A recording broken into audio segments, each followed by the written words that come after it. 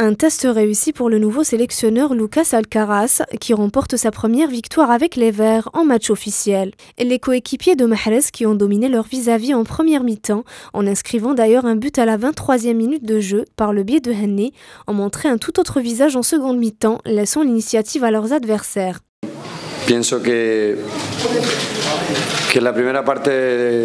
Je pense qu'en première mi-temps, nous étions plus proches de réaliser nos objectifs.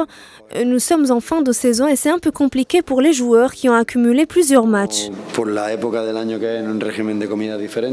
plus important, c'est le terrain, c'est de retrouver un petit peu l'état d'esprit qu'on a perdu. Voilà, gagner des matchs comme ce soir qui étaient difficiles, même si c'est vrai qu'on n'a pas été... On aurait pu leur faire encore plus mal. Du côté des Togolais, les nombreuses tentatives de recoller au score, notamment en seconde mi-temps, n'ont pas donné leurs fruits. Une véritable déception pour Claude Leroy.